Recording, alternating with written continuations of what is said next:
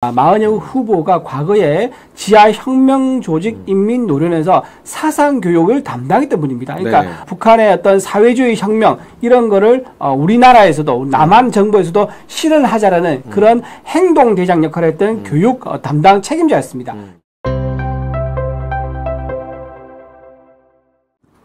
4월 11일까지 정말 윤상현 의원 예상대로 끝나는 것은 5대3, 4대4가 해결 안 된다는 거잖아요. 근데 이제 문영배, 이미선도 정신 차려야 돼요. 문영배가 정신 차려야 돼요.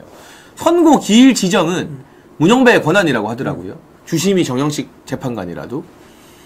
시간 끌면 보수 성향 판사들이 설득되겠지? 어제 이재명 무죄 나와서 더 안 돼요. 그래서 더 안 되죠. 어제 만약에 이재명 유죄가 나왔으면 문영배나 정계선이 이렇게 꼬셨을 것 같아요. 이재명도 갔잖아. 너네도 좀 양보해. 같이 보내자 뭐 이런 식으로. 뭐 그런 식으로 꼬셨겠죠. 아니, 조선일보 스탠스가 그랬으니까. 그랬으니까. 근데 이제 무슨 수로 꼬셔? 안 되는 거예요. 그러니까 이 참담한 산불 피해 앞에서까지 마은영 민주당이 이상기류를 눈치채고 이야기하는 거잖아요. 그러니까 문영배도 고집 부리지 말고 안 된다 싶으면 빨리 차라리 대통령 복귀로 이 국정을 조속히 안정시키는 선택을 할 필요가 있다.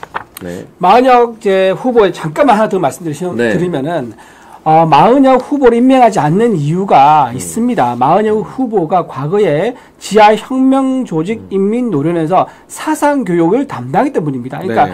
북한의 어떤 사회주의 혁명 이런 거를 우리나라에서도 남한 정부에서도 실현하자라는 그런 행동대장 역할을 했던 교육 담당 책임자였습니다. 그랬던 분이었고 나중에 판사가 되고 나서 어떤 게 그대로 이어졌느냐 보면 지성호 전 의원이라고 있습니다. 탈북자였죠. 네. 그분이 북한에서 탈북한 여성과 어린이 구출하기 위해서 한 500명 넘는 분을 구출했습니다. 그런데 그분들 구출하려면 어떻게 됩니까? 비용이 들지 않습니까? 그럼요. 그래서 후원금을 모집했어요. 맞아요. 근데 네. 이게 후원금 모집하다 보니까 이게 절차적 하자가 있는 거예요. 근데 그것도 좀 이해할 수 있는 게 뭐냐면은 후원금 모집을 행안부에다 신고해야 되거든요. 1000만 이상은 행안부에 신고해야 됩니다. 근데 행안부에 신고하면요. 이게 목적이 뭐냐, 그리고 구체적인 플랜이 뭐냐, 그리고 누가 참여하냐, 이런 걸 기록을 해야 돼요. 근데 탈북한 사람들을 구출하는 일을 하는데 거기에 기록하면 어떻게 됩니까? 탈북 루트가 노출되고 탈북에 관련된 인권운동한 사람이 누군지가 노출되지 않습니까? 그러니까 그걸 신고를 안 할 수밖에 없었던 거죠. 근데 그런 사정을 감안해서 검찰에서 기소를 하긴 했지만 어떻게 했느냐?